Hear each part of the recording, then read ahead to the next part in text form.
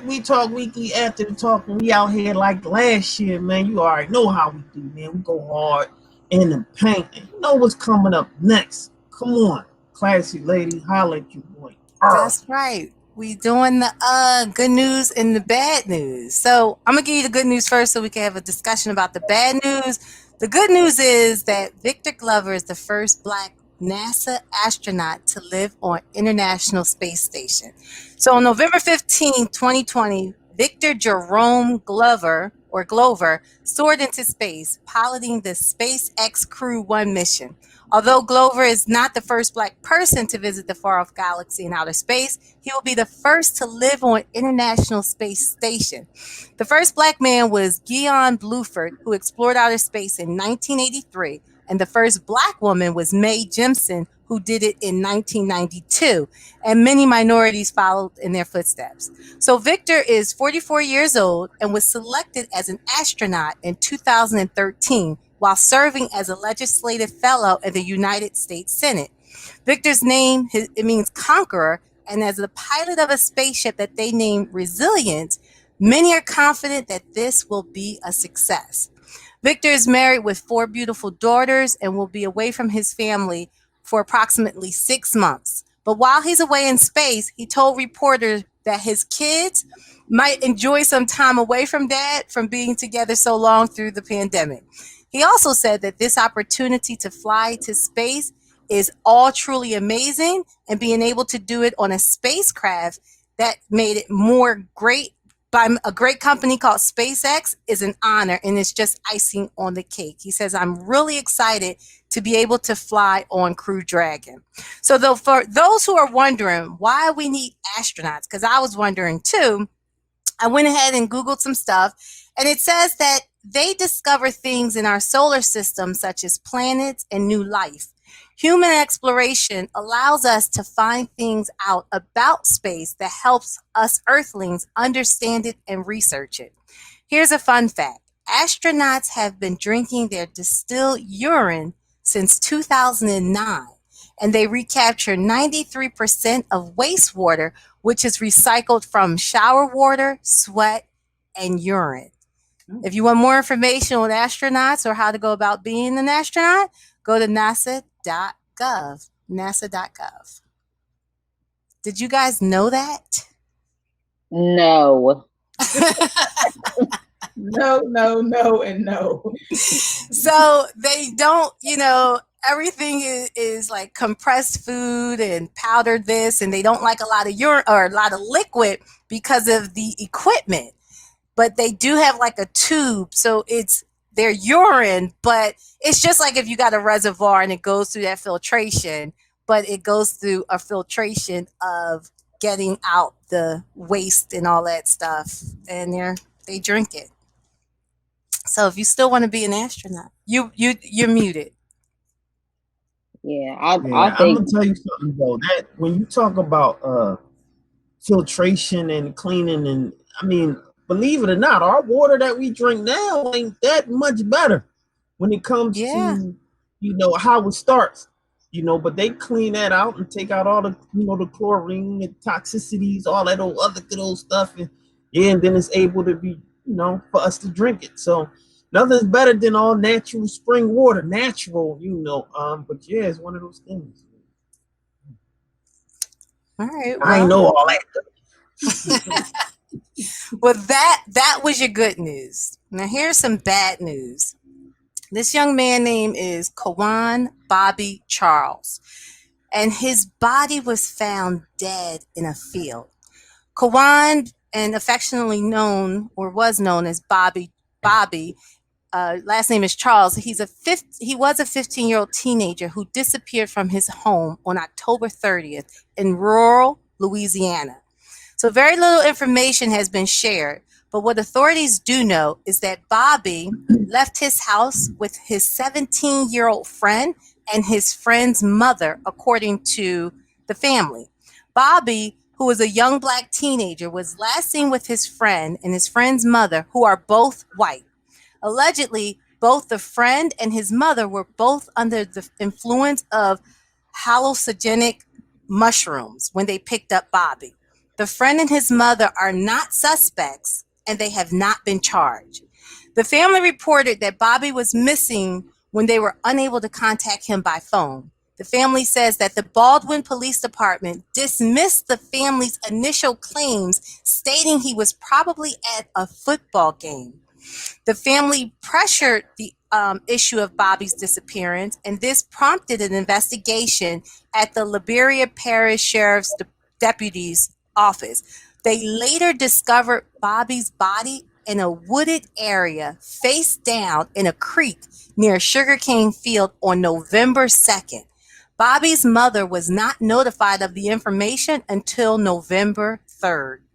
So everyone is saying that the images of Bobby's body was found showed that he was mangled and beaten. Authorities report that Bobby may have drowned, but family says that the water in that area is 1 to 2 feet high. No one is officially being investigated, but police have labeled his death suspicious. Bobby's mother has released photos of her son, and many people feel it depicts the images of Emmett Till. Till, the young black 14-year-old teenager who was brutally beaten and murdered in 1955 by white supremacists in Mississippi. The family has also retained civil rights attorney and asked for the preliminary findings of the coroner as the cause of death.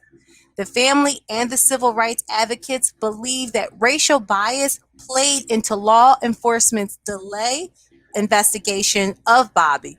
Bobby's mother wants more answers from the white family that last saw him alive and for them to be held accountable. A GoFundMe has been launched to conduct an independent autopsy and help cover the cost of investigating his death. I mean, yeah, that's a 15-year-old kid last seen with an adult, the mother, and then his friend who's 17 years old. And then suspiciously his body turns up beaten, because I think they also said like his front teeth were like out of, protruding out of his mouth. He had signs of him being beaten, not just drowned. And there's no suspects and there's no one being charged. It's just. And mom didn't even find out about this until after the day after they found his body, and they didn't do like an Amber Alert, or they delayed it initially when she made the claim and said that he was probably at a football game. I'm not going. This is too much to unpack for me to get on my soapbox right now, because I'll be talking through the end of the show. And so, but what I will say is he was a minor under, I don't want to say the supervision, but he was a minor with an adult and his friend. Mm-hmm. That was the last time he was seen with them. They are responsible for that. I don't care what you want to take from that. You are responsible for that, because you was with a minor. You had a minor in your car. It is known that that other minor was your son and was his friend. And what wasn't said was there was a conversation with the mom, and the mom was trembling. Yes. And so this is so it's so many layers to this that for me is black and white. And if it was me, if I was that mom need to be locked up in jail right now. The fact that you were under some hallucinogens when you came and picked up the minor and then started driving while you had the minor in the car. I can go on and on and on. I'm gonna leave it there. And you're right, Charles. There was a conversation that was made to the mother, advising her that the friend's mother was under the influence. That was admitted. And the other thing is that I believe it's the police chief of that area has not been on the job in like 9 months, and they can't find him.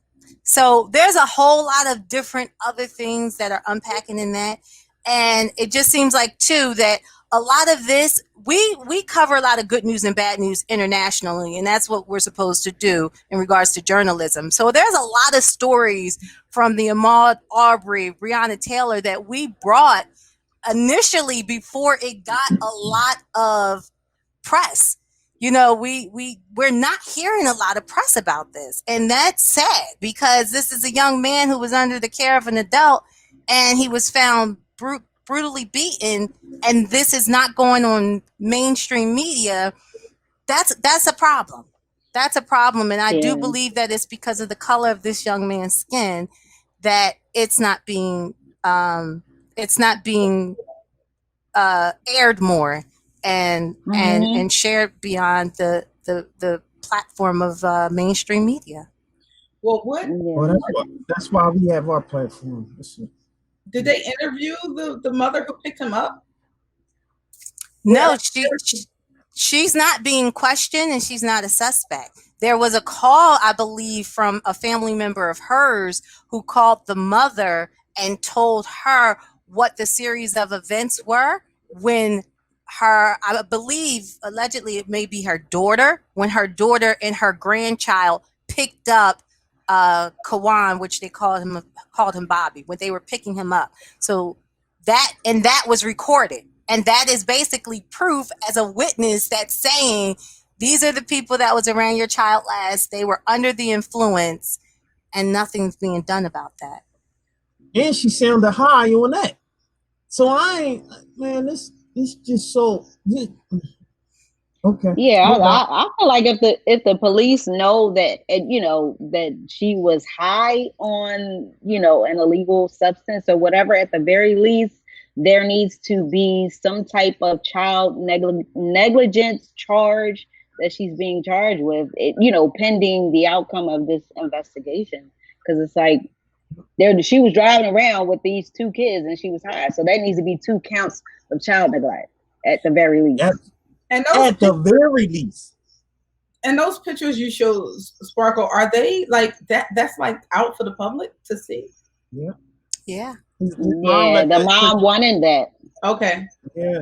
The mom wanted that because it was eerily similar to the pictures of Emmett Till. Yeah. And I heard about it, but I didn't have. And that. I believe, and to be quite honest, it served the purpose, because I believe that if those pictures wasn't sent out like that, then it probably wouldn't have got no news at all. No one probably would have said anything about it. And no, because weren't they? Go ahead.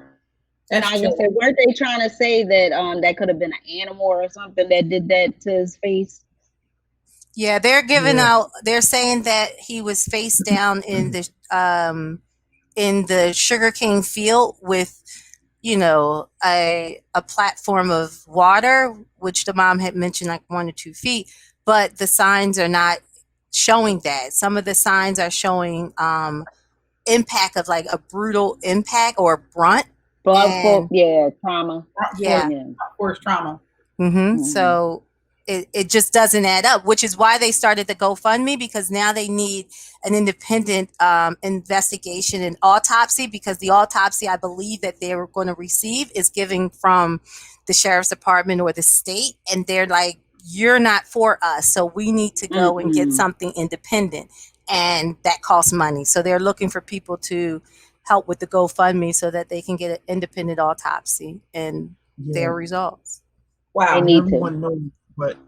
Everyone knows, well, not everyone, but what I will say, they know, the researchers know, right, what an animal would do to a body versus what blunt force trauma would do to a body.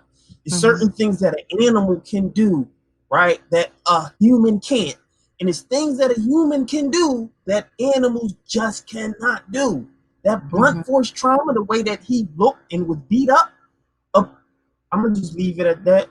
It's just we gotta move on. But that was the bad news. And one thing I just know is that the dead talks. And when I say the dead, the spirits, the ancestors, at some point it does come to light. And sadly, it's sometimes either later, but I believe that this young man will get the discovery. I don't know if it's going to be justice, but I pray that the family gets closure and to find out what happened to this young man. Because just speaking of the young man, they said that he was an affectionate young man. He was smart. He was outgoing.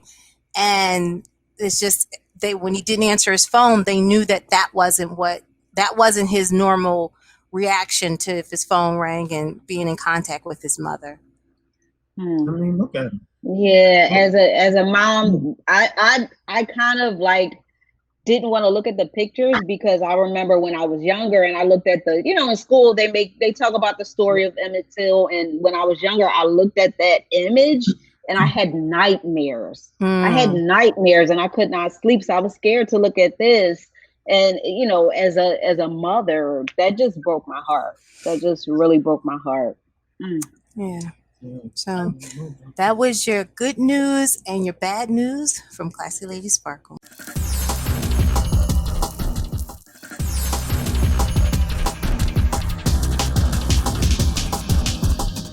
Hey, what's up, you guys? It's your girl Lauren Sizzle and Classy Lady Sparkle. And have you subscribed to our channel yet? If the answer is no, you need to subscribe now. Yeah, so stop what you're doing. Go right now and subscribe. We like you. You like us. So go ahead and subscribe. Come on over. Be a part of the family of We Talk Weekly and subscribe to our YouTube channel. So what are you waiting for? Subscribe now.